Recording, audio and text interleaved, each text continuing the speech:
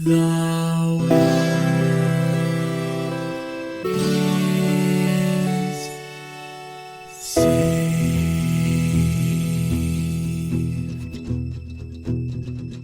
The living room's dark, save for light being cast from the big TV screen and the imminent sunrise that's teasing the one starry sky with whispers of morning. Hey, Mike. Hello. I'm going to speak on this one. Yeah. One of our listeners was actually just commenting the other day that you hadn't participated in an episode in a while, to the point where she forgot your name. And George was like, he's on every episode. How can you not remember the man's name? That's rude. Yeah. I'm just very patient. I'm the not that I'm super old, but I'm the old guy in the room in the corner that suddenly decides to speak, and everyone gets real quiet and like, what is he gonna say? Old man Mike is talking. This is the antithesis of a hot take, right? Like you're very measured. You spend hundreds of episodes sometimes thinking a very about it. Cold and dead take here. So what game did you decide was worth you speaking up for? Well, the surprise whiplash announced release of Metroid Prime Remastered, a game that came out over 20 years ago. Yeah, so it meets your threshold. Yes, it meets our threshold. Yeah, our threshold. Not I need to take ownership. We were talking about some contemporaries of this game, and because it's first-person shooter-ish, we'll get to that in a second. This game came out a year after Halo. So when you think about FPSs in like the 90s, you think about keyboard and mouse, right? Because you want all of the affordances of that. So before anybody goes like, well, but it was a GameCube game, a year after Halo, just to center that in your mind. Let's see. I'll do the quick stats. So this was a host request from a Michael Edwards. The release date for this, November 18th, 2002. Again, a full year after Halo Combat Evolved came out.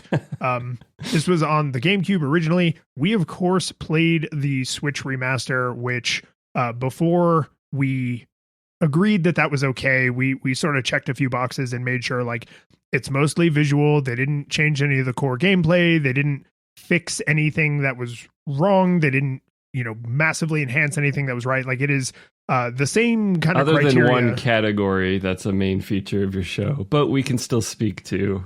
Fair. But they this passed the same test as like playing Diablo 2 remastered, which is if the game part sucks, the better graphics are not going to save it, right? So yes, the graphics are better, but the game underneath is the same game. It's the game looking back at us through its nostalgia goggles. And saying, there you go. This is who I always was. Which direction do you push on the C stick to get to the nostalgia goggles? Which visor is that? Which of the eight cardinal directions? 8 cardinal directions. So quick summary. Metroid Prime takes place between the original Metroid and Metroid 2, The Return of Samus. Oh, lore. Yes. Well, you gotta know some lore. This game has like more lore than most of the other Metroids combined. I know. I have a lot of thoughts about that. Players control the bounty hunter Samus Aran as she battles the space pirates and their biological experiments on the planet Talon 4. Also, it's in first person, the first game to do that. Since exploration takes precedence over combat, Nintendo described this as a first-person adventure. It has not caught on. Yeah, but also... The faux pas, is that what that would be? It's so Nintendo. It's so Nintendo to be like, we don't want to admit our game with guns is a shooting game. It's actually kind of Apple-like, too. It's their courage to... You gotta have courage to not give you a dual stick option. So tell me, what was your nostalgia experience for Metroid Prime? I was front seat ready for this to happen when it got announced, and like I was here for this game when it came out. I was following video game news. I was super excited. It it was kind of a big deal that Metroid skipped the N64 generation, which with even more hindsight is like probably wise. Was Samus Aran's only presence on the N64 Smash Brothers? I'm pretty sure, unless there's some weird pinball game or something, but I think that was only on portables. So yeah, I feel, and yeah, I don't even, like, after Super Metroid, I think it was Fusion and this came out like as the, okay, she's back kind of. Oh, right. Game Boy Advance games. Yeah. Yeah. Okay. So you had waited essentially from your point of view an entire console generation for another Metroid game. Yeah, and it was a big deal. Like, how are they going to handle doing this in 3D? And of course, this why the show exists. We'll have lots of thoughts about that. But because Metroid had never done anything 3D other than, well, it's not 3D, but Mode 7 making Ridley zoom into the screen, I guess. That was very whooshy whooshy. So at the time, right? We're talking just your nostalgia experience. At the time, were you like, did it live up to the hype? Were you satisfied with all the buildup? Yeah, I was super excited that it looked like they actually tried to make Metroid, that it wasn't just a generic Space Marine shooter. It wasn't, I don't think Halo's a generic Space Marine shooter, but I do think they're, to maybe a slight counterpoint to that level setting is, yeah, Halo was amazing when it came out, and most of the status quo was not. That's fair, especially for consoles, right? Like, part of what made Halo was that it was mouse and keyboard levels of possibility with your thumbs, right? And what it's doing with multiplayer and vehicles and inside and outdoor spaces, fluid, like, remarkable achievement for 2001 or whatever it came out. So we're going to spend the rest of the episode on Halo now because surprise, I decided, but no, yeah, super excited. I was already a huge Metroid fan at the time. Metroid is like a weird cousin to Zelda. It's not as puzzle focused. We'll talk about this too more later. But it does share some traits in the sense of your limitations that you gradually gain more access to the world. But it's got some pretty serious differences too. But it's got some of that Nintendo DNA of backtracking a bunch of interesting items and remixes it. Well, it's got, I mean, in my mind, and probably in the minds of a lot of people now because of the way history has borne out, is I think of Metroid as Castlevania in space, right? Mm-hmm. Because once Symphony of the Night came out and Super Metroid and Symphony of the Night share a lot of DNA, that was just what everyone decided that was now a whole genre of video games, right? And Metroid does have a lot of backtracking and it does have a lot of that stuff, but like that was new-ish to Castlevania until they did Symphony of the Night. And then they just it was a decided, level-based game before then. Right. And then they just decided that that's what Castlevania was forever now. So like it is interesting to see what that explore the world, go around, spooky environments is like in 3D, because it does feel more personal. I will say for my part, my nostalgia experience with this game is I skipped it on purpose. I don't remember thinking about it this clearly at the time, but the idea of doing the kind of world exploration and navigation you have to do in a Metroid game, in a Metroidvania, seemed like it would be horrible in first person, right? Mm-hmm. Also, as you have remarked, as we were prepping the show, like, I'm not huge on first person shooters, so I would have, that like also would have scared me off a little bit from wanting to play this at the time. Since then, I've come around on them a lot, and there are good ones and there are crappy ones, right? Like Doom 2016 was amazing, and I enjoy the Borderlands series, and I've played all the way through Halo, which is old at this point, but still like got all the important bits right. So I can't at this stage say like first person is a reason a 3D Metroidvania can't be good, right? Like that would have been a limitation on my end at the time, but I do remember my friends that had GameCubes being like, "Oh my god, man, Metroid Prime, this game's so amazing," and I was like, "I'm gonna just go over here and play Super Metroid for the 80th time." Yeah. So yeah, it's weird. I think this might literally be the first game we've reviewed where it's like my whole experience is intentionally not playing it. Yeah. I do think even at the time, and maybe even still now, it's a pretty unique part of the Nintendo family. It's the most, probably one of the creepiest and most air quote mature games they make. It doesn't have any real human violence or any sexuality or anything, but it is like the most moody, least likely to be for young children game they make, for the most part, especially in 3D, just because of the immersiveness. And, you know, the commercials at the time were like, could have been a trailer for like an animated Alien sequel or something. Like, it was just like, it was part of their, back when Nintendo tried a little harder to be like, we need teenagers to think we're cool.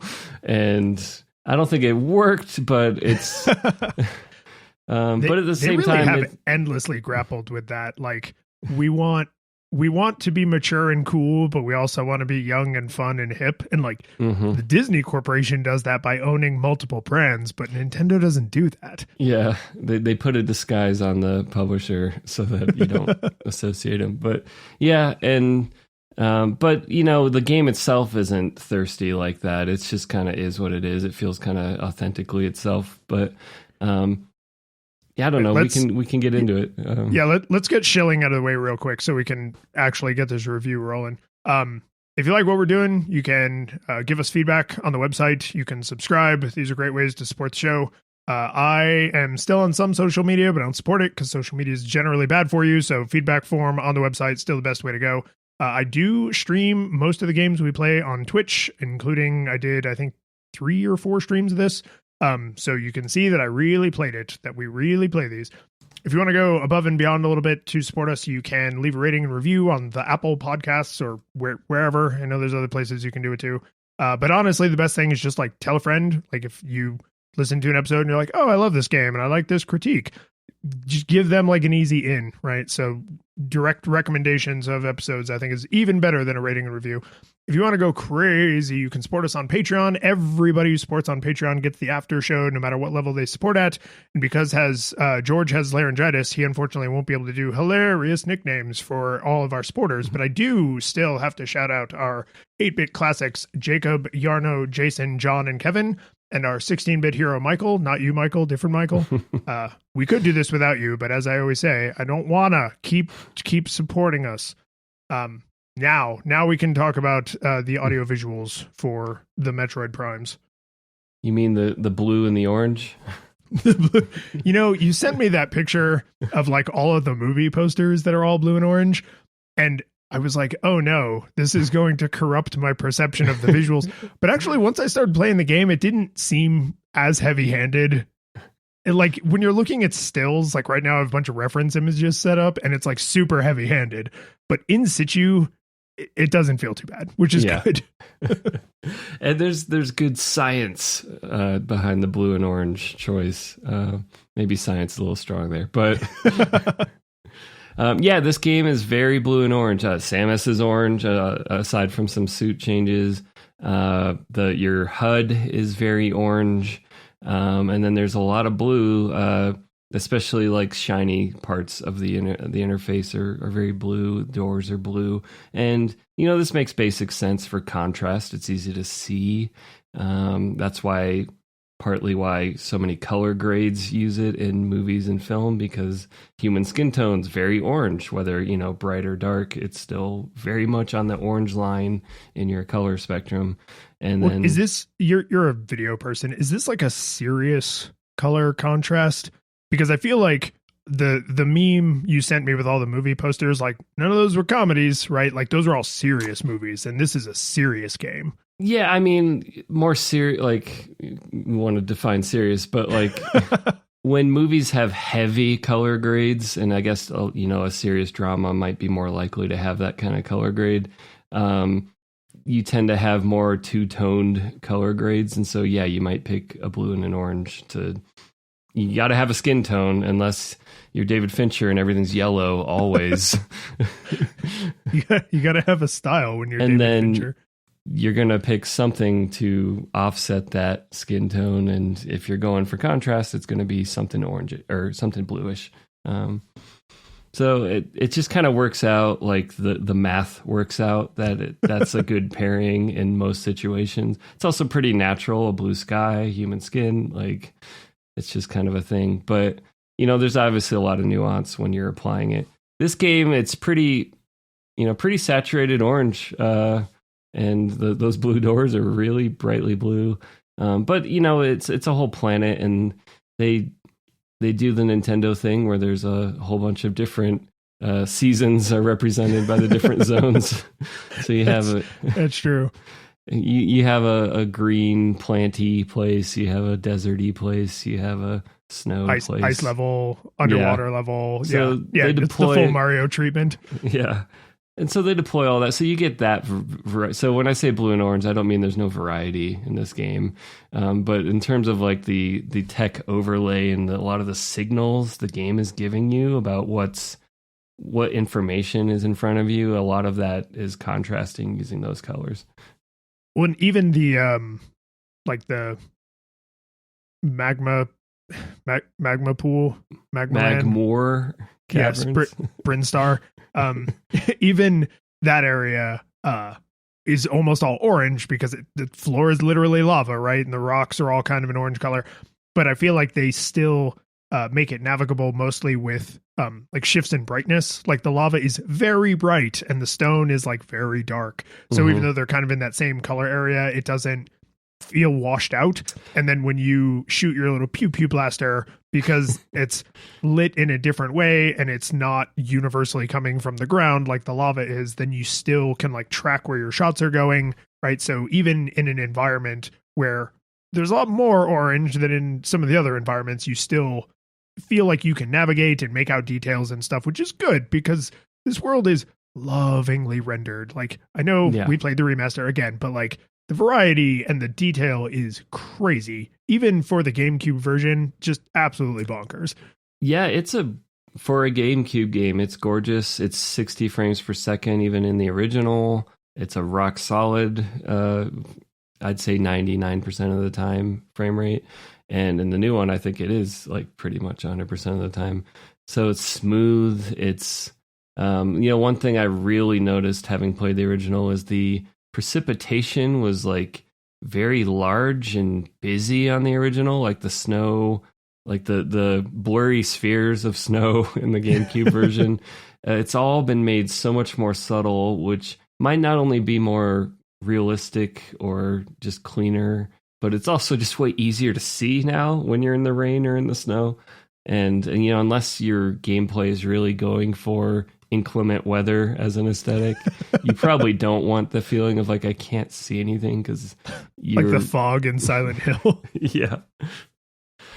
And I didn't mean to turn into like a color correction webinar, but that's also what this is now. But, like you were bringing up how you can have a lot of orange, but there's still other ways to vary something besides hue. So you can have the same hue or a similar hue, but you've got the luma, the brightness of that hue, and then you've also got the saturation to play with. So lots of ways to still make something that's easy to look at, even if it's multicolor or one color. Well, and they do some... not to get into gameplay too early, but they do a lot of game stuff with the colors, right? Because there's the things a person like you notices because you deeply understand some of the choices that are being made. There's the things a person like me notices because I kind of understand the choices that are being made. But then there's the things that people need to notice even if they don't understand anything, right? So like there's a lot of little I don't know, you would call them like mining lights. It's like a garden light, like a light on a stick, like stuck into the ground. And, you can't freely climb all over the wall. It's not Breath of the Wild up in here. So like you kind of need to know where platforming can happen. So you'll be in a dark area, but there's like a little splash of light over there to like maybe get your attention, right? Or when you are in like the scanner mode, like the things you must scan are red and the things you can optionally scan are orange, right? There's a lot of like blue and orange within a single boss fight, where it's like this color that's getting your attention. If it's like the more prominent color, like that's the one you have to pay attention to, because that's like where they're shielded or where they're vulnerable, right? So they use like color and light to direct you around as masterfully as the like environmental kind of vibes you get from like what's in shadow, what feels like dark and ominous, and like what's, you know, color graded down so it's like kind of muted and spooky. And like you need the first one, you need the gameplay one a lot more, but I think you enjoy the game more if it's got both. Yeah, and you know, I think one of the core aesthetics of Metroid, to use a phrase I hear George say constantly, and I don't speak about it until now, but is the moodiness, like, and not even necessarily story or lore, but just the mood, the loneliness in Metroid. And you know, one of its obvious in hindsight, but not necessarily super direct references is Alien. And I mean, one of the main bosses is Ridley. It's Ridley Scott. It's just a reference to the director of Alien. But, and even though we don't have xenomorphs in this game, there's kind of, I mean, Ridley is a little xenomorphish. And yeah, the long, like, pterodactyl head from the side is very much that same pill shape. And while James Cameron's Aliens is an action, it's a Halo, basically. The original one is a spooky, lonely space station thing. So, and so that's just really important to your second point about how it's not just information for gameplay, it's also that mood. And I do think Metroid without that mood might still be fun, but it would be not nearly as delightful to me. One of the places that I noticed that I think is like really subtle, and you could see it 1,000 times and never notice it, but once I noticed it, I was like, oh, I love that they included that, which is if you aren't moving actively for just a couple seconds, because you are in a first-person camera, basically all you can see is like the HUD elements, right? The inside of Samus's visor, right? So like your map, which is, it's diegetic because it's literally the stuff that's like on her visor that she herself is looking at. But then her arm cannon takes up like a huge amount of your field of view, right? Like it's, and this game was originally 4:3. The remaster is, thank God, 16:9. So like you do have some more peripheral vision, which is nice. But if you don't move for even just a couple of seconds, her idle fidget is she rests her left hand on the top of her arm cannon in kind of like a steadying herself, like maybe not letting the paranoia creep in, because she's been standing still and nothing's been happening long enough that like, what do you have to do, right? Like she's just thinking about like, where's the next monster going to come from? What's the next challenge I have to overcome? So it's just this little tiny detail where she just puts her hand on the back of her arm cannon and kind of like drums her fingers like just a little bit, but it really lends to that mood of like, oh, she is a super badass, but this situation is very scary, right? Like she's able to deal with it because she's a badass, but she's still alive because she recognizes the threat exists. And yeah. I love all of these little touches that are throughout this version of the game, or this version of the character. When something really bright flashes in the environment, like if a bomb goes off or some of the enemies, when they die, they explode. You can see her face reflected on the inside of her visor, and she looks pretty emotionless. Like she is there to do a job, right? Like stoic. It's not like they forgot to animate her face. Yeah, but super stoic. When you know, she famously does not talk. She's a silent protagonist. Because who would she talk to? But when you get super low on health, even though there's the obnoxious suit alarm noise, you can hear her breathing heavily. And that's the only sound the character makes, other than I think when you take fall damage. Yeah, you cry out or in get pain or get sometimes. hurt. Yeah. So the only noise she makes besides I am hurt is I am tired. So it's like, you don't even get an intro. The last Metroid is in captivity. Oh man, you're right. Is there literally no spoken dialogue in this entire game? No. Huh. And I'm trying to think, there's no, like, other than space pirates making little noises, like there's no conversation. Like some of the later 3D Metroids have like the equivalent of the Chozo on one of the other planets. I can't remember what they were called, but they like there's like a ghost that talks to you, and it's like a whole like there's no voice for it, but it's just like very, I don't know. I love that this game you are alone the whole time, other than dealing with the environment or dealing with predators in the environment. Yeah, or reading people's logbooks. Oh God. We gotta. I want to talk about one other visual thing that I have a note for, and then we have to talk about the audio. I was a little disappointed. Like I was sitting on the couch playing one night, and I got the boots, and I turned to Susan and said, the space jump boots. I got space jump boots because I can hear the space jump in my mind. Like I know exactly what that, like the whooshy when you first jump, and then when you get space jump and it makes the kind of like electrified, like wah, wah, wah, wah, wah, right? Mm-hmm. Like that noise is just burned into my brain. And I got the boots, and then I jumped, and you double jump, right? Yeah. So like you can jump, and that's fine, and then you can double jump, and that's fine. Like that unlocks a bunch of stuff. It's a double jump's key point of a Metroidvania game. But I was a little disappointed that a casualty of the move to first person was we can't flip the camera around 1,000 times while you're jumping, and it would make no sense if canonically she is flipping but the camera is not rotating. So that kind of bummed me out. Yeah, and I think in the later ones there were special spots where you could space jump and keep jumping, and it would switch to third person, and that was just like, I guess you solved it, but this is still not delightful because you know, when you see a big sign saying space jump here, like it's not the same neutral exploration expansion. Right. And you don't get that problem with the morph ball, because when you go morph ball, it also goes third person, but you can do that at any time. So it's not like, oh, because the camera went into third person, I guess I'm supposed to use the morph ball. Yeah.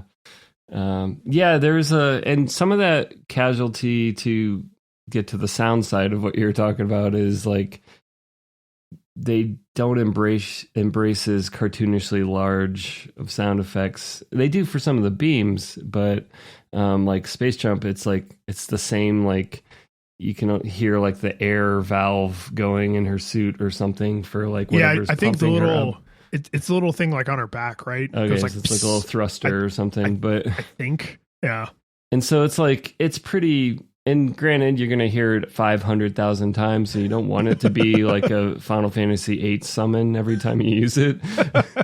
But it's still like kind of like wah, wah. Yeah, they have to trade out the noise you make for the noises in the environment, because you need to hear what's going on in the environment, right? When those little bat things that like drop down and then launch at you, they kind of make like a chittering noise.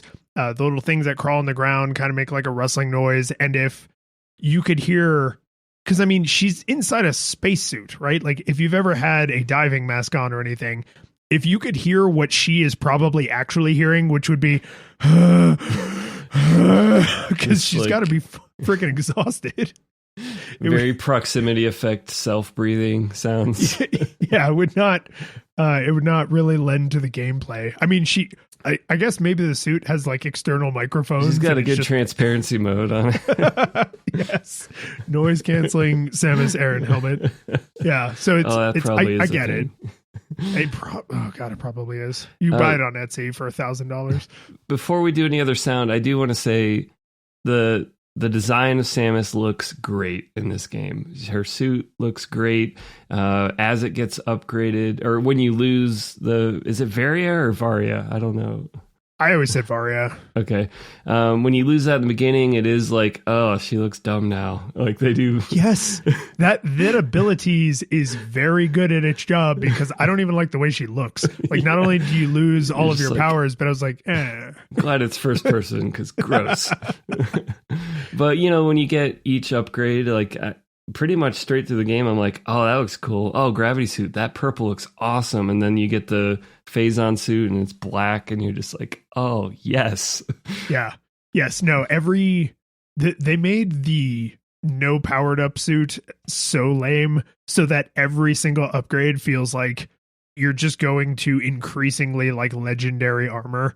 It's so, and like you said, it's first person, right? So, oh, we didn't mention, but like this game has a bunch of little cinematics, like little, when you get a power up, when you go into a new area, there's like a little third person. You get to kind of see Samus like looking around and stuff. And so you actually don't see the suit from the outside very often. In fact, other than save points and those little cinematics, the elevator. That's the main time you see her third person.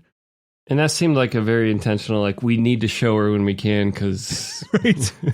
We spent all this time on this model. Because it looks awesome, and also that's how people are used to, like, this character is getting to see it. And so, yeah. But yeah. No, I did have the same feeling when she gets off the ship at the, like, when you land on Town 4 after the abilities and you've lost all your powers, and I was just like, womp womp. Yeah, and so, I mean, that's part of the Metroidvania aesthetic, is driving that desire for upgrades, and we'll get to the gameplay stuff. But any other visual stuff? I thought the door signaling was, I mean, it did its job well. I mean, they just flat out tell you when you're looking at the map. Yeah. Like, you either know what opens a door or you don't. You never have to experiment. If it's not filled out on your map, you do not have the thing that opens the door. And if you fire on like a missile door and you don't have missiles, it'll just be like, you can't open this. Like, it won't let you waste time thinking you're just not hitting the right spot on the door. It's just like, you can't do it, buddy. Oh, that is actually well, I'll save that for when we get to gameplay, because it's visual, but the visual only exists to serve the gameplay. It would be otherwise completely cartoony on its own. We should talk about the soundtrack though, because it's banging. Great soundtrack. The menu music, I love it. Yeah, it's moody. Every zone has its own music, and I pretty much it's more hummable than most Marvel movies. I know there's a whole thing about why. We've probably talked about it before, but I think we have. Why that music is not hummable anymore. But very, very symphonic and like memorable, but also appropriately moody for each different zone. Well, they save the more obvious tunes for boss fights, combat encounters, and like real combat encounters, not when there's wildlife that is dangerous, but like when there are conscious beings trying to murder you. So you not only get to not be overwhelmed by it, because it's not just like driving guitars all the time, but it allows you to sink into the moodiness more, right? Because like you're coming down off of the emotional high of like, oh, the space pirates were just trying to murder me. And now the music kind of dies out. And it doesn't die out to a different piece of like hummable, toe tappable tunes. It goes into that kind of like moody atmospheric thing, right? Which like can actually like over relax you. So like you get super hyped up, and now you're maybe calming down too much, which then creates tension because you're like, I got to stay alert. So it's, the soundtrack is just, I was blown away, because that is not something, as far as I know, that any of the earlier 2D Metroids did, where in and out of combat you get like combat music. No, it was just the music bed of whatever zone you're in. Yeah, and then great boss music, fights. but yeah, it doesn't respond to situations as much. And like going to that cleaner, more atmospheric pads instead of like busy music that's kind of in your face, it just creates space for all the different creatures that make very identifiable noises for the most part. I knew if it was a wasp versus a ground bug, like just by sound. If it popped up behind me, I knew which one it was just by the sound. And that was good information signaling just through sound alone. I hate those wasps so much. God, they're so fast, and there's so many. Yeah, I like the first thing I do in the game is like, can I missile these nests every time I'm in a room? Like, I don't want to shoot a bunch of you forever. Can you? I didn't. Did you never missile a nest? No, because most of the rooms that have nests are not platforming challenge rooms. So I would just be like, shoot. I would just shoot 2 or 3 and then move on before a bunch more spawned. Because I think they will spawn infinitely. Yeah, unless you destroy the nest, they'll Yeah, just keep yeah. coming, which is very Metroid with like the healing up before a boss, shooting the plant pot bugs. But Yes. Yeah. Yeah. Here's an infinitely spawning enemy for you to drain life out of. who's the bad guy? All the different beams have, reasonably different sounds to them. I think they did a good job on I don't think I have any serious complaints about anything sound related in this game. I think it's done excellently. Did you have anything that?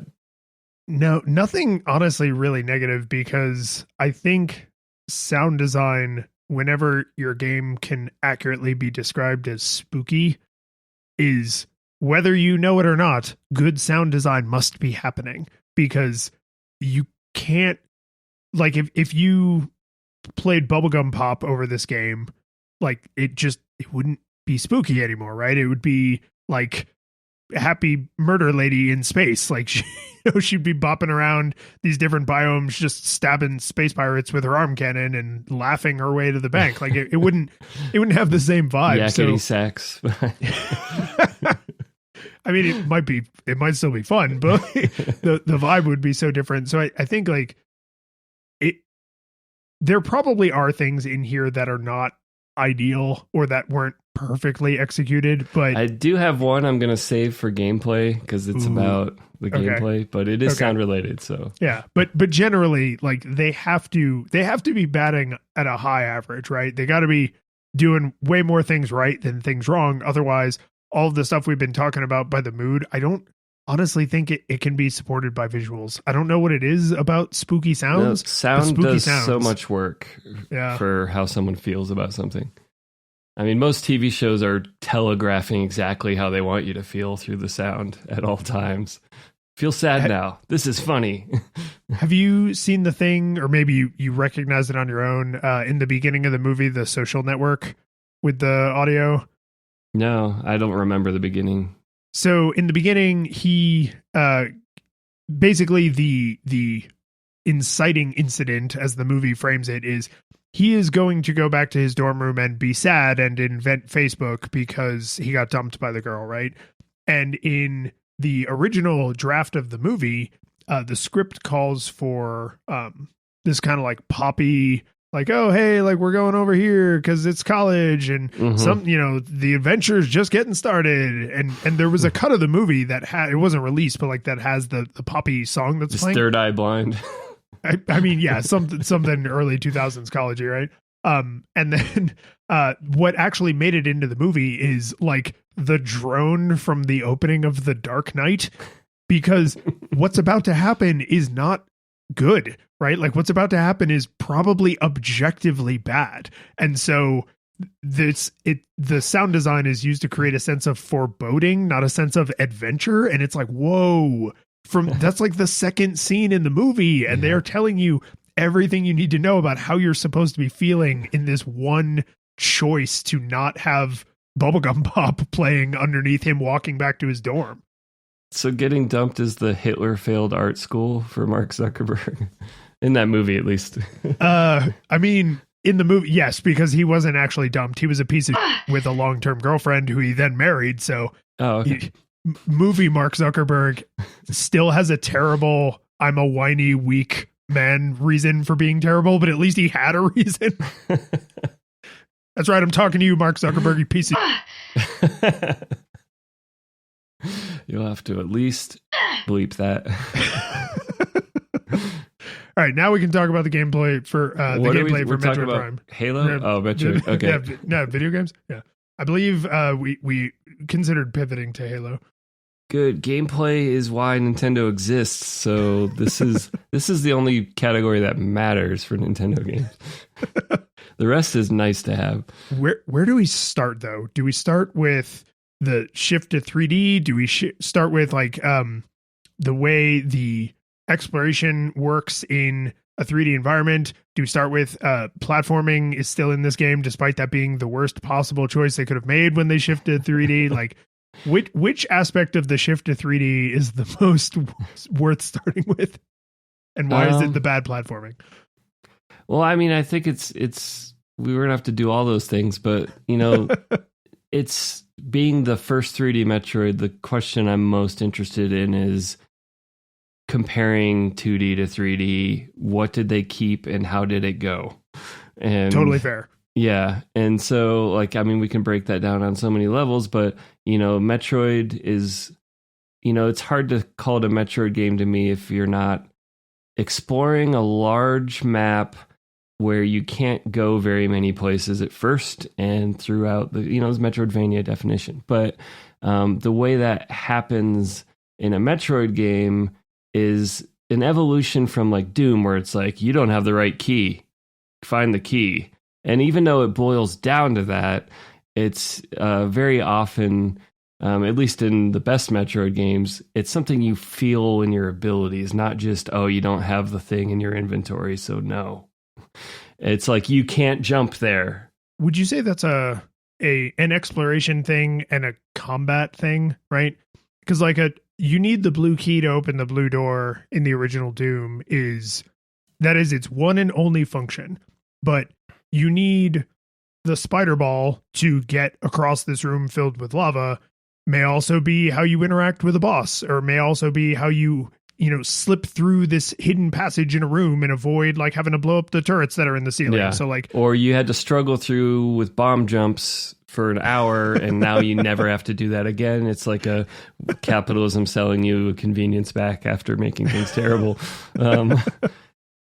That's a good feeling once you get that ability. So yeah, it's definitely richer when it's multifaceted. It's not just blue key opens blue door. Yeah. It's great when it splinters into like, oh, there's 10 things that are different or better now because of one ability change. Do you think the shift to 3D changes any of those, like any, because this game still has the, I guess, familiar power-ups. Like there's a bunch of new ones, but like the morph ball's here, the double jump is here, the different beam weapons, they even have the same names, right? Like there's a lot of the same familiar powers. Like if you went from Super Metroid directly to this game, because I actually never played I don't think I played either of the Game Boy Advance ones. But if you went directly from Super Metroid to this, you would not feel lost, right? Like there's a bunch of new stuff, but do you think there's any powers that like made the jump to 3D particularly well or particularly poorly?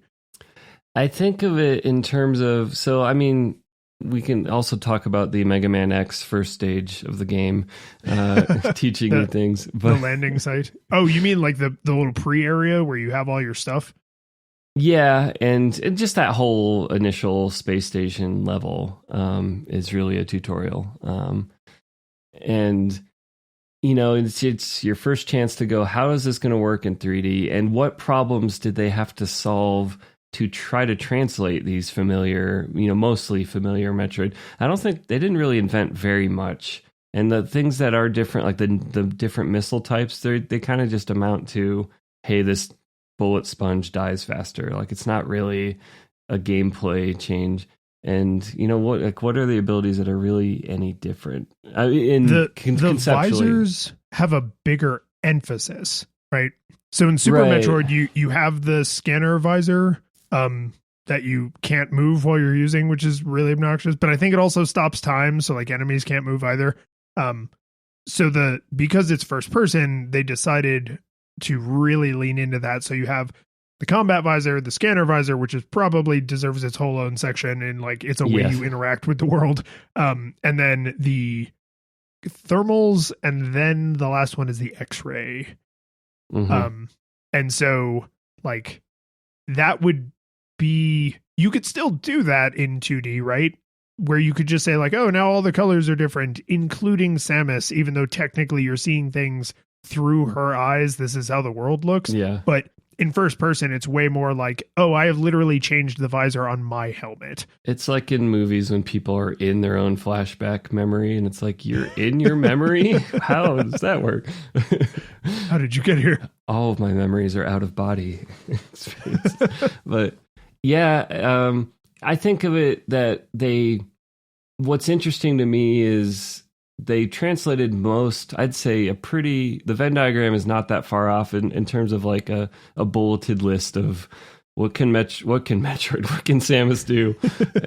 I saw a funny joke that at the end, spoilers, at the end of last year's Metroid Dread, you have a Metroid suit, so you might finally be able to say, why can't Metroid jump, or whatever they say. That is literally the only reason that part of that game exists. Yeah. Anyway, they ported almost everything over, and the interesting question to me is, what did that cost? What did they have to invent to make that work? And is it still fun? And I think you can go case by case and be like, yay, nay, kind of on it. And we should. So here we go. Yeah. So visor, pretty much an optional thing. I mean, maybe there's a key moment in Super Metroid. I can't remember if it's absolutely required, but aside from maybe that, you absolutely never need that X-ray visor at all. No, it's mostly to find missile upgrades. And so that is, suddenly been promoted to the lens through which everything happens in this game. And so it's a pretty dramatic promotion of what was a pretty minor element of Metroid before. So that's a pretty dramatic change. And I get why, because in 3D, they're trying to give you tools to manage the complexity of 3D. And some of that is, what can I interact with? Well, just give me a visor that just says, here are the 4 things in the room that mean anything. And to your point about color coding, and here's the red one. So if you're just here to get out of this room, go to the red one. And then you'll get the little puzzle solved, even though it's not a puzzle sound. And then the door will open, or the fight will start, or whatever it is. Every time I shot down a stalactite and it made the you solve the puzzle noise, there's that one room that has 4 of them in a row you have to shoot down, and it does the little noise for each one. And it's just stop it. These little meaningless trophies. And I like this game. Not to spoil where I'm going to be on the end of our episode. I haven't said how many monocles are involved, but there's a cost to going to 3D, and that cost is complexity and time. And so with any communicating what is in a room, they've deployed all these extra solutions to. They could have just thrown you to the wolves and been figure it out. And it would have been the Braid guy, whatever his puzzle 3D game where it's I'm not helping you. Oh, the Witness? Yeah, which is fine because you buy into that going, I want hard puzzles and don't help me. And that's fine. That's the contract, the social contract. But Nintendo, famously doesn't play that way. Before Breath of the Wild really didn't play that way, if you've heard of Navi. But so, you think about the complexity of a Metroid environment. In 2D, it's there's some enemies, there's some doors, there's a few tropes around you can bomb walls or floors and find secrets. But it's all... They don't have to stop and explain. And in this game, as you pointed out, you enter a new area, it's giving you a drone flight through it before you can even play. And, it's popping messages over doors you can't open. And it's it's going out of its way to be here are the puzzle pieces in this room. I want to make sure this is where you are and this is over here. And I'm going to move slowly. And that's fine. That's maybe even necessary, but it slows it down. And it makes it very different from 2D Metroid, which can kind of just zip through what you're doing. Yeah, I had my version of having that thought was not directly about the puzzles, but it was, or not as broadly about the puzzles. It was more specifically about the scanner at all, because the first time I fired the game up, I think I was playing it on stream. And so, I'm seeing this stuff for the first time, never played this game, intentionally passed on it. And so I scanned a couple things and I was oh, okay, this is neat. You can scan some stuff. And then I got to a door I had to open, a force field I had to bring down to get through. I was oh, I got to scan it. Oh, I have to scan everything. Right. And so I kind of had this moment of Metroid Dread where I was oh no, that took longer to happen than I thought it would. am I going to find this to be like an absolute chore? And so the game, and I think this may actually be unique to the remaster. So I just want to couch this. The remaster has a bunch of like bonus crap you can get through from the title screen, right? And so as you're going through the game and you're scanning stuff, it tells you when you get to like a significant percentage, like you've scanned 25% of crap. Good for you, champ, right? You've scanned 50% of crap. Good for you. But because the scanner targets are color coded, I could have decided right then and there, red things only. Like, I don't care about logbooks. I don't care about this. I don't care about that.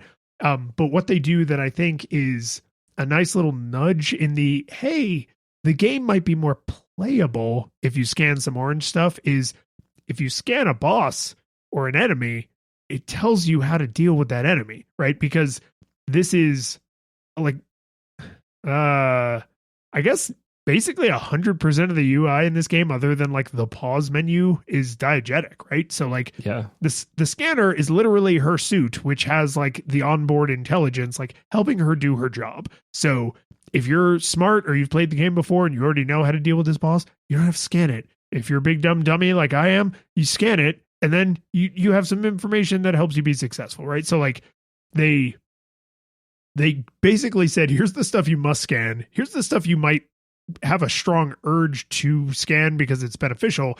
And then there's the other 80% of the crap. And that is the right ratio. That is, Yeah. It is a good balance. Yeah, I think they made good design choices on it, but it still has to exist. Yeah. And it does still slow you down.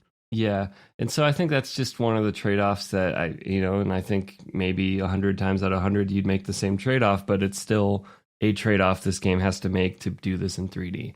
And they lean into it well. It matches the idea of her having a high-tech spacesuit. It matches the world they're in. Like it makes sense. So it's not like jarring that she can scan things. It's just not really that fun, and I don't really want to sit and read everything in the game. And thankfully I don't have to. And yeah, they've done those cues so I can skip most of it. So yay, thank you. But well, do you think, I hadn't thought about it this way until we just started picking it apart, but so this game, the remaster that we played, the thing that made me, before you even reached out, go, oh, maybe this will be the time I finally play Metroid Prime, was because in the launch trailer, the announcement trailer, they were like, hey, twin stick. And I was like, oh, okay. We'll talk about whether or not that actually manifested in a way that's meaningful. But at the time on the GameCube, even though the GameCube technically had two sticks, it didn't. It had one, and then it had the C stick, which is not the same thing as dual analog sticks, right? But what having the scanner gets you out of is having a separate interaction button. You have a single all-powerful interaction thing. It's how you unlock doors. It's how you make elevators move. It's how you learn about enemies. It's how you do everything. Every damn thing is done through the scanner that isn't shooting. So that is the same kind of, what would you call it? Like reduction in complexity of controls that the single analog stick is. yeah, and what you made me think of was, aside from Terminator 2, are there very many protagonists that shoot doors open? Yeah, oh God, I hate to admit it, but I've been playing Metroid games for so long, it kind of never occurred to me how bizarre that is. It's so weird, and that's day one, 1986 or whatever NES, that you shoot doors open, and they've in the NES game, wasn't it like you were shooting the door open because the door was like an alien bubble like material? biological. Yeah, but in this one, it's like this is just a door that is opened by missiles for some reason. Yeah, and at least with the missiles, you're like blasting off like a protective cover, but like the other doors, it's like the ice door. It's just door. so gamey, so staring you in the face and saying, I'm a game right now. And it's fine, but that's like quite literally the Doom key door kind of thing. It totally is. Yeah. Because other than gating off areas by a beam you don't have right now, it does nothing else. There's no other function or... I had an idea about that and it didn't pan out and it made me sad, which was, because you'll say, there's you have your 4 different beams. So there's like 4 different kinds of door that can be there. Plus I think there's the general door. So 5 doors, right? I had this theory because there was a couple areas that I'd backtracked through like a million times because I kept dying and it was driving me nuts. But I had this theory like, they gate the weapon you need to use to get into this area with, say, the ice beam. But then once you're in the area, some of the doors are wave beam. Maybe that's so that the enemies in that room are enemies you need to use the wave. It doesn't work. It does not hold up. It doesn't hold up. Sometimes it does, but I think it's just a coincidence, honestly, because there's only so many guns, right? But I was like, this was an opportunity to like make the player feel smart. It's like, I use the wave beam to open the door. I already have the wave beam equipped. And so now when I get in there and a purple space pirate drops from the ceiling, look at me. I already have the wave beam equipped. But no, it's just coincidence. Yeah, it's really, it just becomes busy work of like, I got to open, and like, other than the initial unlock, I don't think Super Metroid ever did any of that. It's like once you like open the super, or like maybe it relocked them to the same thing. So the super, if I remember correctly, once you turn a missile door into a regular door, I think it stays a regular door. Yeah. The power bomb ones, did they become regular doors or they stay power bomb doors? I don't know. Maybe they were inconsistent, but yeah. It's fine. It's not hard to switch beams. It's just kind of just part of the fabric of the world, but well, the fact that you have to switch is actually something they changed, right? Because in Super Metroid, the beams stack. So when you get the ice beam, you now have your beam plus ice beam. When you get the wave beam, you now have your beam plus wave beam plus ice beam, right? Mm-hmm. And that was something I became intensely aware of because this game includes baddies that require only a single kind of weapon. Like their armor is they're all Achilles. They have their one and only one weakness, which this is the visual note that I said I would save for later. When you fire the wrong beam at an enemy, and they're color coded, so it's super obvious, right? It's not a complicated puzzle, but when you fire the wrong beam and it goes cartoonishly ricocheting off of them to make sure you saw that they did not get hurt and that you need to switch weapons every time. I was just like, in Super Metroid, I could just basically fire all my beams at once. Yeah. Is it more or less irritating than the tink sound in Mega Man letting you know you did not damage this thing? I mean, visually, it is almost exactly the same, right? It's like your lemon goes flying off into space. Yeah. But I don't know. This was a difference. This has nothing to do with 3D. They could have done this in a 2D Metroid, but I don't think that they have. I don't think none of the 2D Metroids that I've played do the beam color door and the beam resistant enemies.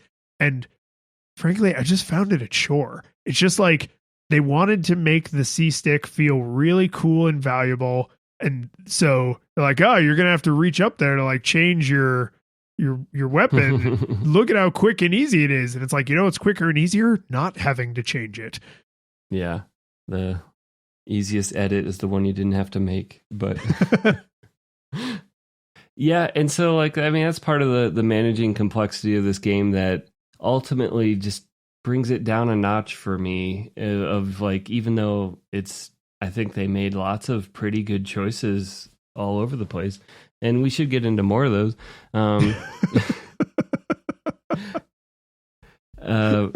We also have good things to say.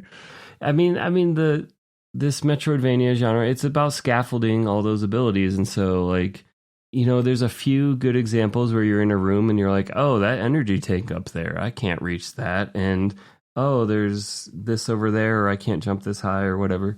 But I feel like it's not quite as visceral and often, other than in like the arbitrary ways where it's like, well, it's a purple door.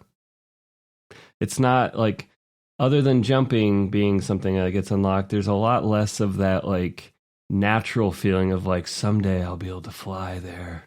And it's a little more like they locked the doors. Sorry, buddy.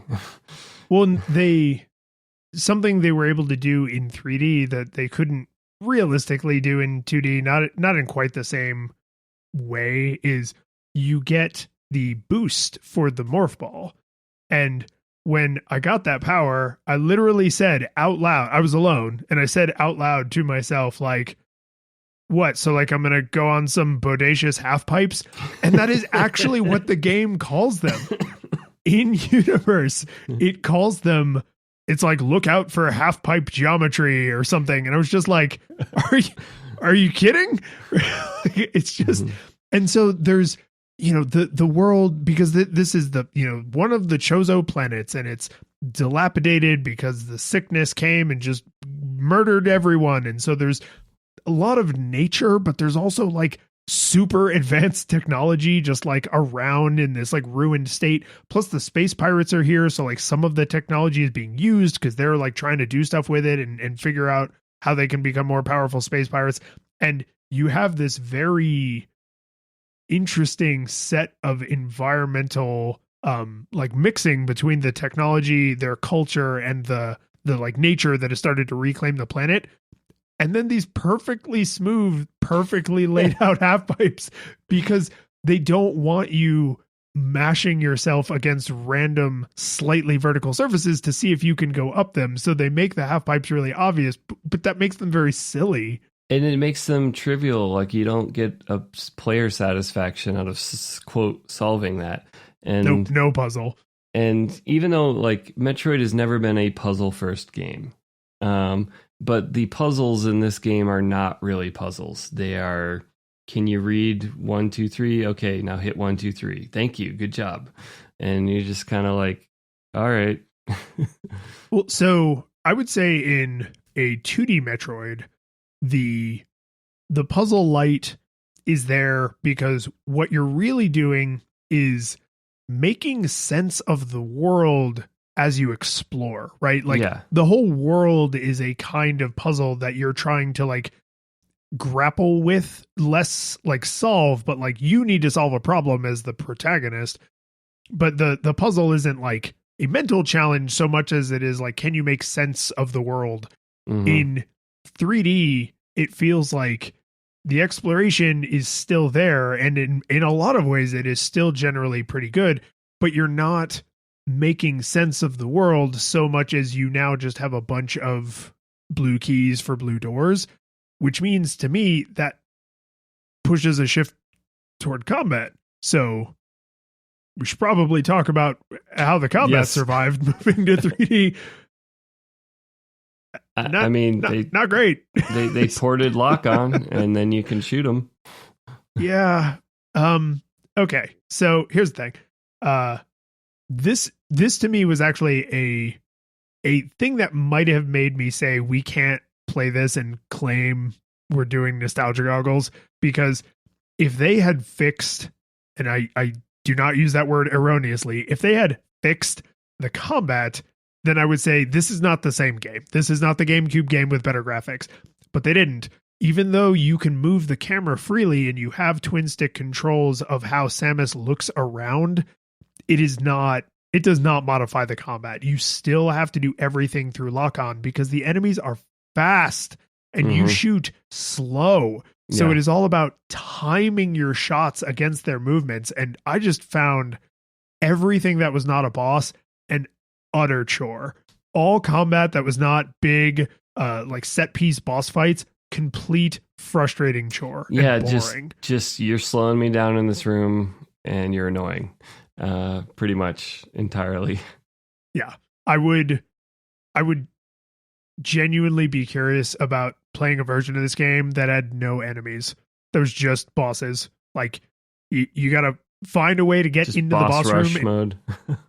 Well, I still want the exploration, right? I still want to have to, platform through the environments, but doing what I feel like is really, really subpar combat with really, really a suboptimal camera for platforming just led, like, I don't know, man, like 9 out of 10 deaths felt like I could legitimately be like, that was the game's fault.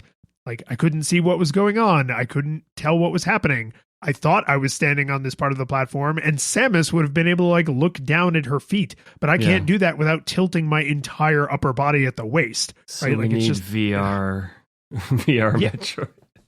Yes, like I do. I mean, first person platforming is so bad that there is actually a reference to it in Tiny Tina's Adventures, which is based on the Borderlands engine, where she sets up a platforming challenge for you. And if you fail twice, she says out loud, yeah, the game's not really set up for that. And then magical platforms fly up out of the ground so that you can just walk across the chasm. And it's like, right, because, right, but, and this is what I struggled with is, do you think, and I don't know if I have an opinion on this or not yet, do you think by 2001 that they should have known that precision platforming did not work in 3D in first person? Yes. I think so too. Yeah. For sure. And especially the field of view, and you don't have any of the modern conveniences that they've now built into the games where like you auto grab ledges. Like Samus cannot grab any ledges, which makes some sense having a beam gun, but you imagine like she might be able to amble up some things, and she does in some of the later 2D games. It might even be Fusion. It might have been the first one, but simultaneous release. Like that might have helped, just so when you slip, you would not fall completely. In some of those tall rooms, falling might be minutes of traversal you now have to repeat. I'd rather have a pit that like respawns me than having to climb this thing again. Especially if you if what knocked you down was a respawning enemy, or if what knocked you down was an environmental hazard, then it's like, oh, so now I have to do all of this stuff that in no way prepares me for dealing with that thing just to get back to that thing, right? There's my version of cycle time is like, is the way you knocked me back going to set me up for success when I arrive back at this challenge? And the answer for platforming failures is often no, because it's just the game engine.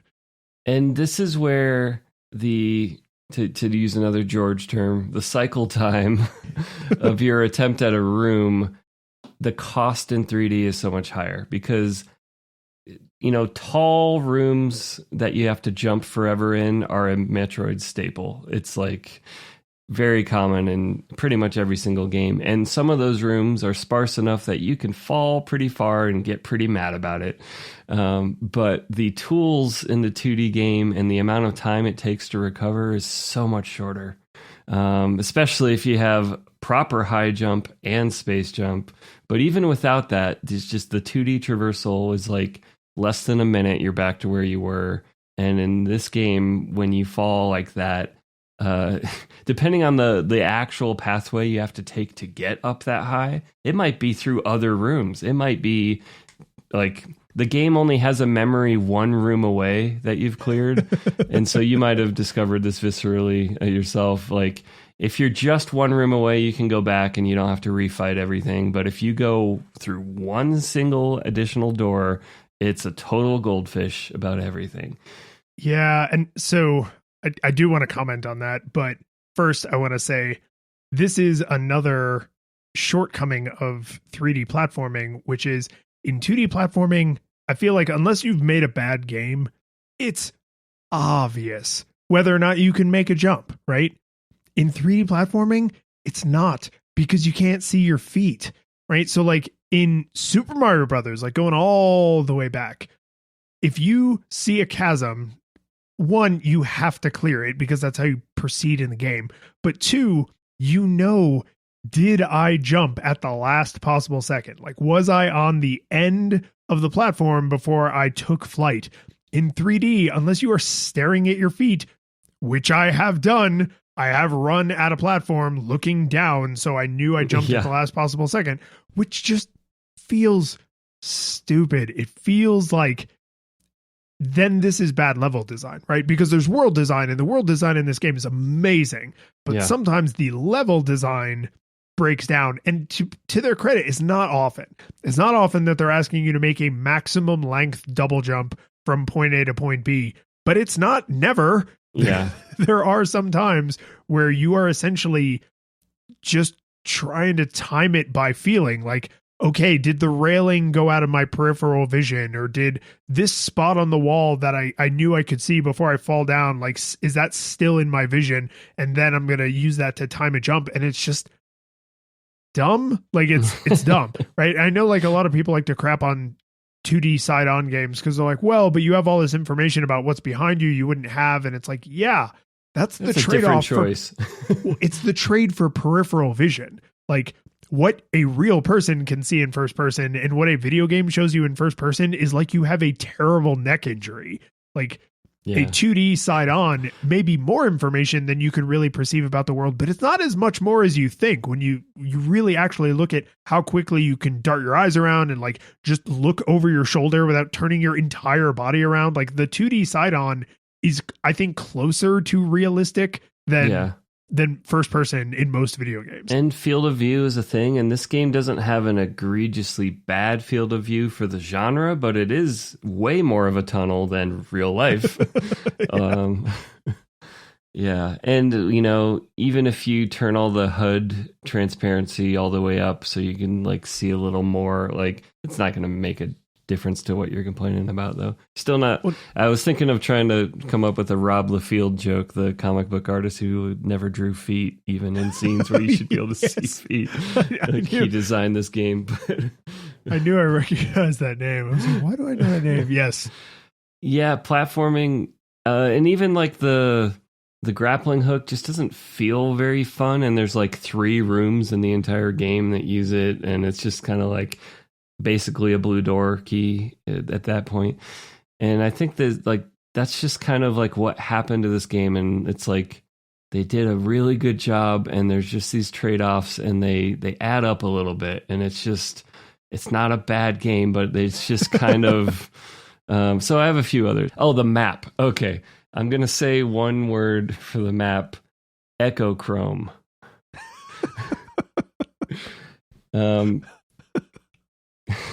The map is another case of, I think they made a lot of decent decisions, and it's just harder to use flat out in every dimension. Sorry for that. Well done. But did you have Echochrome happen to you when you're rotating the map and you're like, I can no longer tell what's in front or behind anymore?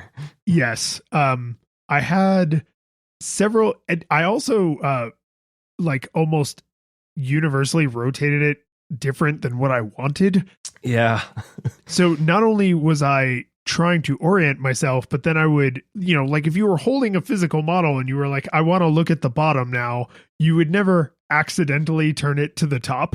Like that just wouldn't happen. I've never accidentally jumped when I'm trying to turn a faucet on, but I do that in games. Yes, exactly. Right. So like something about the map controls, I was like, maybe because I was disoriented by trying to figure out like where I was and where I needed to go. The little compass in the corner kind of helps, and you can very clearly see the green cone with the little red nose of Samus. It's clear. Like, it's kind of insane, but it's clear. It is. It's a choice, but you can tell exactly where she is and where she's facing. But there were so many times where I was just like, okay, wait. And so now I need to go from here to here, and then I need to wait, but am I facing the right way? Like, so I would like open the map and close the map and open the map and close the map a lot. The one thing I thought the map did exceptionally right was every single room is named. Every single room has very a unique Google name. Friendly.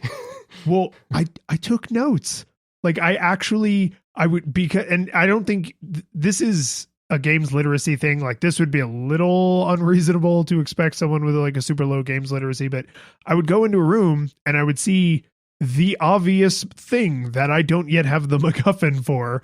And I would write down like this room in this biome had these MacGuffins, right? And that made backtracking, unfortunately I didn't start doing that until I'd been playing for a couple hours, but that made backtracking like a little less of a chore in some ways, because I was like, at least I know where there is something interesting. Yeah.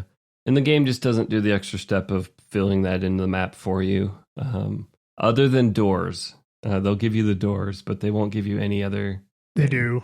Yeah, it would be nice, since a lot of the items, I don't know, a portion of like the missile upgrades and things are just hidden behind an ability. It's not, you could see it, it's right there, I just can't get to it. Yeah. It would be nice if you could scan it and like mark it. Like, there is a missile upgrade in this room, put it on the map. Yeah, I have a note about exactly that. Yeah, and this is just like, so the map was just a confusing interface for the reasons we both said. Like, it spun the way I didn't expect it to spin, and also I'm getting vertigo from trying to figure out the perspective on it. And it's, I don't want to overplay. Like, I wasn't like desperately in pain over this, but there were times where, and so like a few other informational challenges with the map. So there's a couple spots in the game where you take like an elevator, or there's just kind of like a skip, or like for whatever reason, they're like, this passageway pops out here. And I found that like harder to like read quickly than it should have been. And I don't know exactly what the design fail is, because they have like some like a symbol and maybe color coded for it. Yeah, but there's like a little green up arrow and like orange down arrow or something.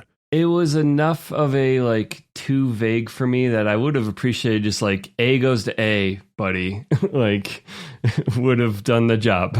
And yeah. Well, even the elevator names, it's like, oh, this will take you to like Talon Overworld West. And it's like, right, but there isn't a room on the Talon Overworld called Talon Overworld West. So you mean the west side of the Talon Overworld. Yeah. And then now I have to use the compass and reason through which one that like, it doesn't seem like it had to be that confusing and that many different pages you'd have to hop between to be like, where am I going to end up, and is that where I want to go? And so like the few options for getting around a little more quickly in this game, namely the elevators, they're just, the information provided is vague enough, and I couldn't internalize it fast enough that it just felt like, oh, I keep popping up in the wrong side of this map. And I can either just trudge through it now because I'm here, or go back down and go to a different elevator. And it just felt like a slog. Like, it just wasn't fun. It wasn't the fun kind of exploring. It was, and if you look on a map and you're like, okay, I want to get all the way from here to that part of the map, it was just a chore to be like, okay, like, let's plan this road trip. And then you get there and you're like, oh, I don't have the right beam. Well, and they like this was where things started to break down for me, because I didn't say this at the top, but I actually didn't finish this game, not because we didn't have time. I quit.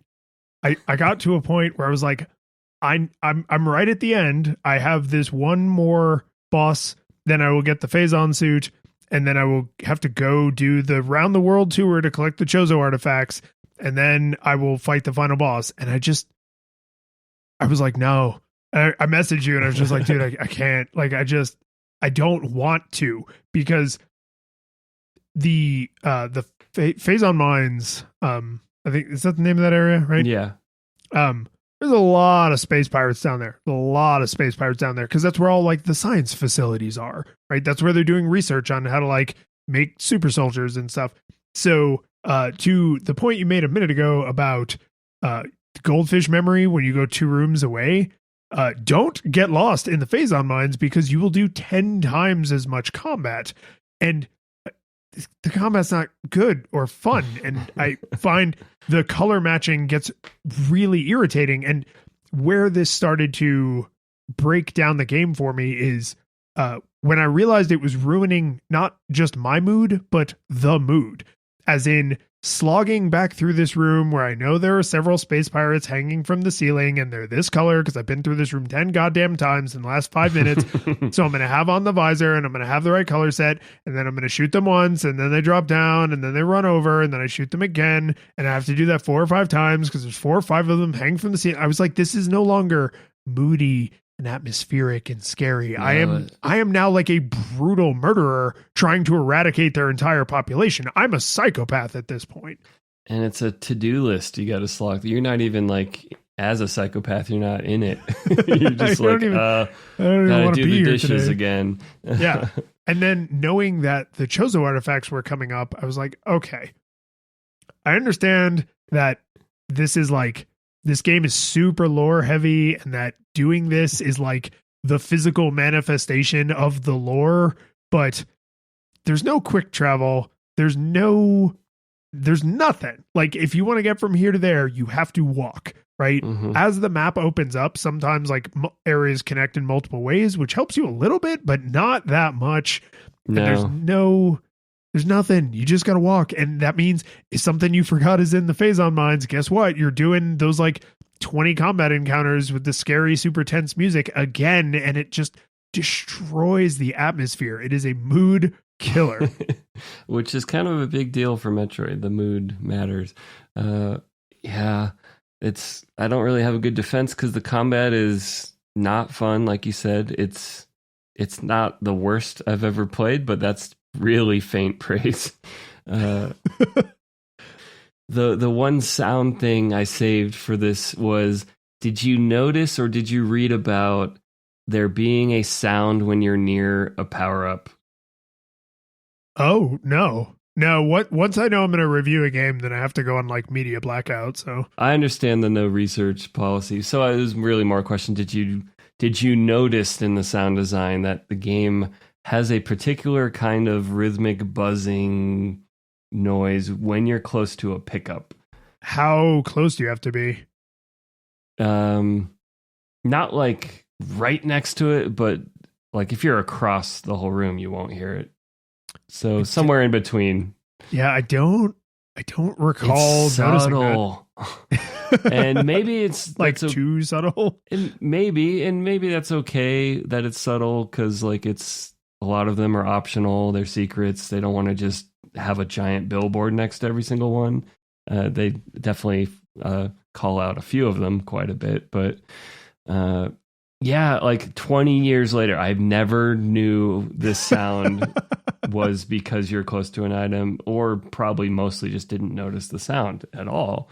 Or if I did, thought it was just part of the atmospheric music or something. And that, like, I don't know, I just kind of blew my mind 21 years after this game came out to be like, oh, they had a sound for like when you're close to something that you can get. Well, and in a game where you have multiple visors, and I don't think any of your visors help you spot hidden items, like you're going to rely entirely on this kid has the sound up so loud, the volume up on their TV so loud that they're going to pick up on the super subtle cue. Like what a weird thing to not have considered, right? Especially when the game right before this one has an entire tool visually for finding missile upgrades in the wall. Yeah, and like presumably the X-ray or thermal visor will let you see those things, but I don't switch to those unless I have to because it's just like annoying. It's nauseating. Yeah, it's really nauseating. It's very JPEG artifacty on some of the rooms. To me, it was the lag, right? Yeah, it's like in every movie or TV show where they get poisoned or they're drunk or high, and you see first person, there's like they move and like unsolved mystery ghost trail. Yeah, the field of view moves, but like everything kind of like drags. When you were a kid, were you a Mac kid or were you a Windows kid? Mac kid until I discovered gaming PCs. Okay. Did you I think starting in like Windows 95, maybe even 3.1, you could turn on the ghost trail on the cursor? Yes. Did you use that? No, I mean I played with it and like turned it on to extreme, and then I turned it off because I'm not an insane person. It looked like that, right? And I think you'd call that a slow shutter in a camera. Oh, thank you. Long exposure.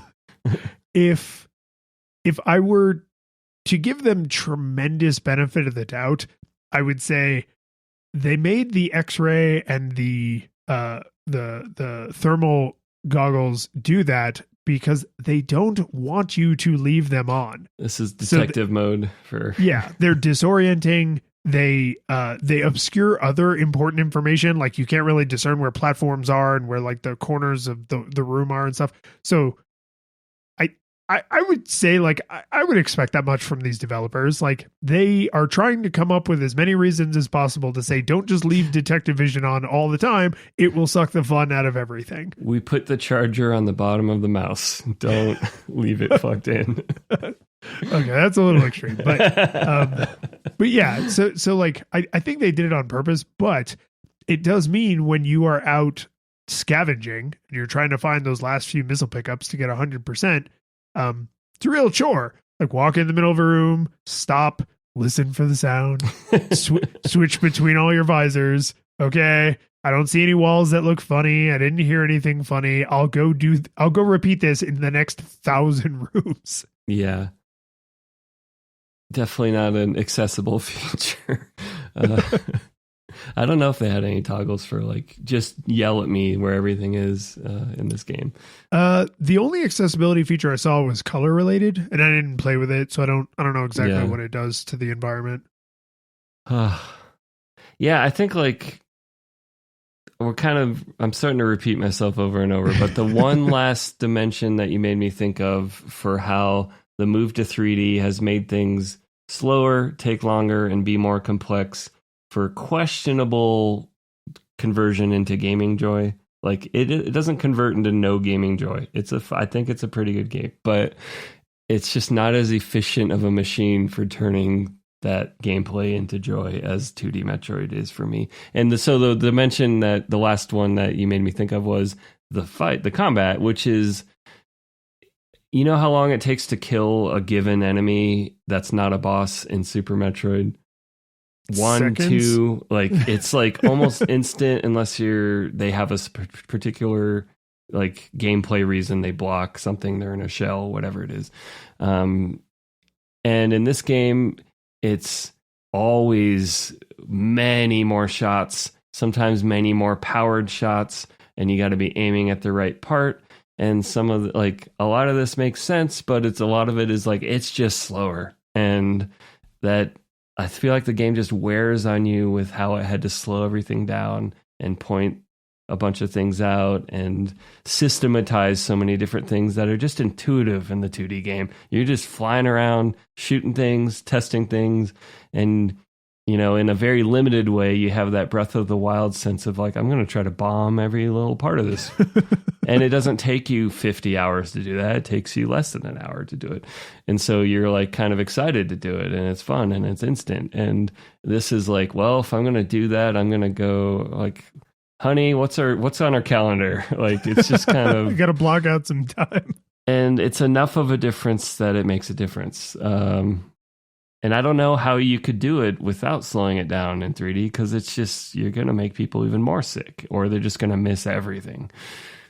Yeah, I mean, I think you could still make regular enemies easy. Yeah, you could solve that one easy. Yeah, and save all the combat for It'd bosses. It'd be like Doom 2016. It's just like Murderfest, and that could be awesome. You could also not make enemies respawn as long as you're in the same area. Like that to me, like, when should enemies respawn? Elevators. There you go. I just solved that problem for you forever. Enemies don't respawn unless they are necessary, right? Like the in Super Metroid, there's those things you got to freeze and then you shoot them with the grapple beam.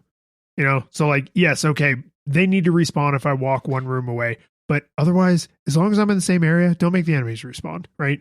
Because then if I'm thinking about just swatting aside space pirates, because the flora and fauna that try to kill you, it's like, oh, the planet is hostile, right? But the space pirates, presumably there's a fixed number of them. Like, they don't inhabit this planet. They are visiting from their ship, right? So like, the fact that there are just dozens and dozens and dozens of like annoying color-coded enemies, it kills the mood. The one thing I want to mention, and then I'll be done. But if you want to go into whether or not we felt like it held up, I actually really liked the inclusion of all the lore. I found myself reading most things. It gets a little overwhelming in the Phazon Mines when every single computer screen has a logbook on it. Yes. You're in a science lab, so there's computer screens everywhere. But the thing that made me consciously aware of the fact that I was enjoying the lore was two things. Three if you count like I was going out of my way to read most of it. But it was two specific pieces of lore that I encountered. Because again, I didn't finish the game. One of them was one of the screens is talking about like they're trying to duplicate Samus's technology because they're on a Chozo planet and Samus's technology is all Chozo technology. So like this is an incredible opportunity for them. And one of the things that they tried to duplicate was the morph ball. And they talk about how several volunteers died horribly. Yes. And so they have shelved that project to pursue other goals. That is a lovely note in the game. Well, I was like, oh, because they are people, right? Like there may be bad people and they're bad people who do bad things, but like they're not mindless robots. Like this is a group of people who have like goals and desires and lives. The other one, the one that really sold me is, I wish I'd had time to write down exactly the way it's phrased, but basically it is one of the first ones you encounter, because there's several that are thematically like this, but it's one of the first logbooks you encounter that is like a memo from like a pirate captain to pirate soldiers, like alerting them that you are here and authorizing them to use lethal force to stop you. And the way it was phrased and the fact that you then see more and more of those, the way they're phrased, they are afraid of you. They refer to you as the hunter, right? Because you're a bounty hunter, but they don't call you a bounty hunter because I feel like that would be like derisive, right? It's like, oh yeah, she's a bounty hunter. Like, oh, she's a freelancer. Yeah, she makes her money by like turning in like good and honest pirates. But no, you are the boogie woman to them. Like they have a society and they believe they are trying to like get by or do whatever it is they think they're doing. And you are this terrifying monster who comes down from the sky and brutally murders them.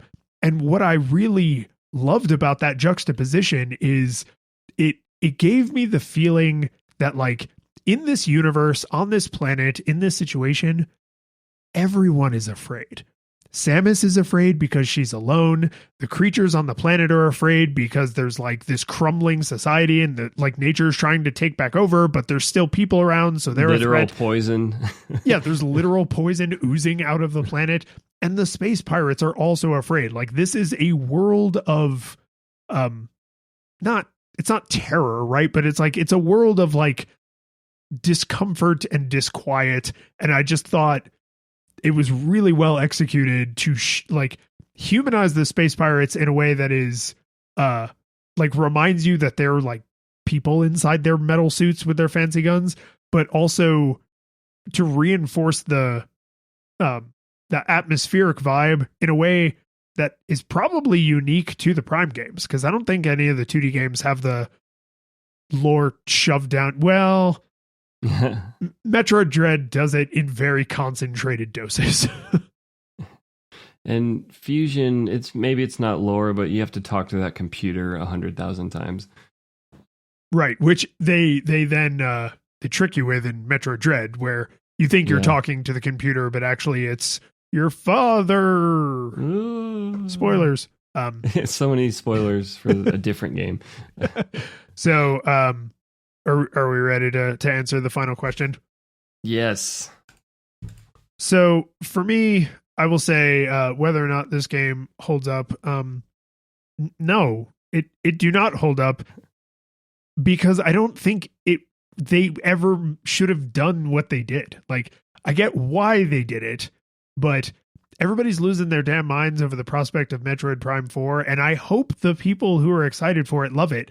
But I realized, oh God, are they going to modernize it and piss everyone off? Or are they not going to modernize it and piss everyone off? Like, those people waited so long to make the fourth game. Three entire console generations have passed. Yeah. Like, it is, but not in terms of hardware power. Not in terms of hardware power, but that is a scary prospect for a designer to be like, do we modernize this thing or not? Right? Like, Doom 2016 was never going to look or play like Doom 1995, but yeah. Metroid Prime 4, you could make an argument that it should play like the trilogy. And I would say, yes, do that, because then I will know that this is not for me. And this is something for the people who like it. But I settled on a nostalgia monocle because the game's gorgeous. The atmosphere, it's just dripping with atmosphere, except when it gets ruined by the terrible combat, right? The boss fights are still super fun, just like they are in every other Metroid game I've played. Like it's a beautiful art object that is absolutely ruined by the fact that they force way too much combat on you.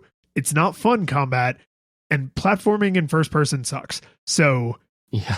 If you don't care about those things somehow, or like most people, if you have nostalgia goggles for this game, Metroid Prime Remastered is no question the best way to play Metroid Prime, like a million times over.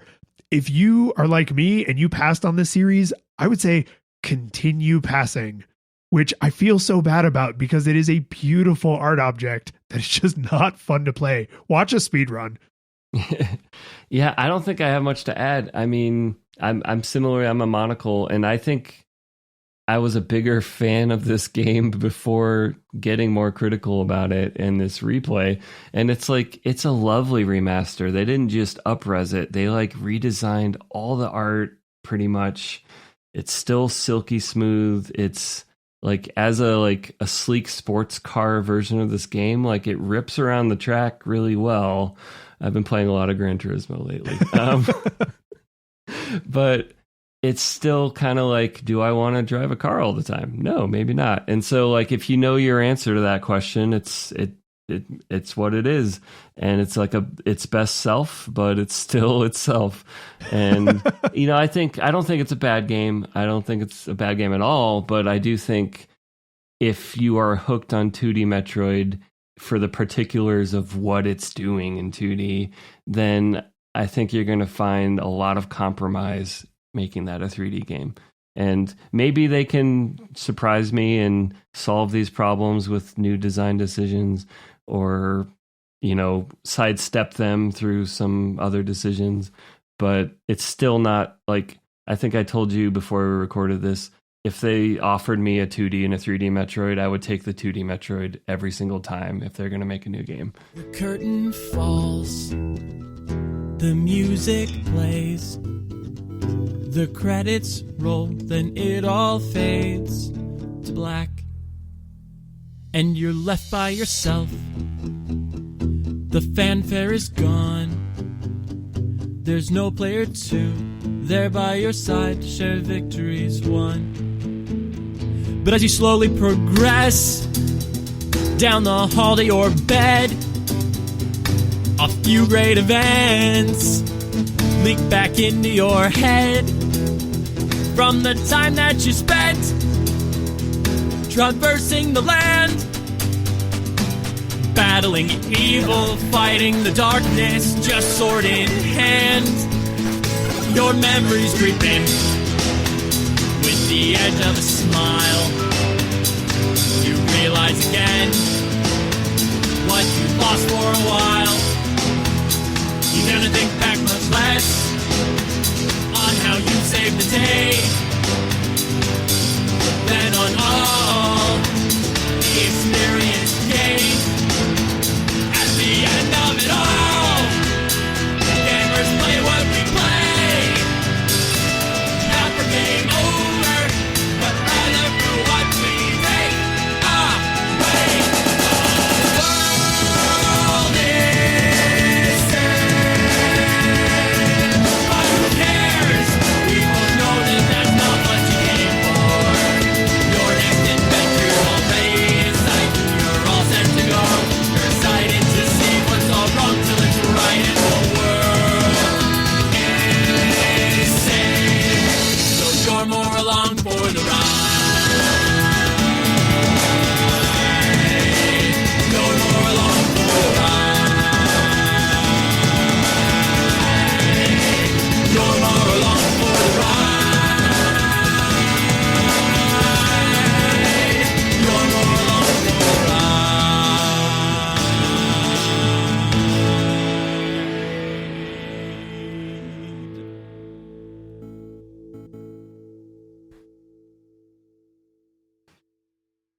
the most damning thing I could say about this game is the combat reminded me of Ocarina of Time. That's what they did, except you have a gun.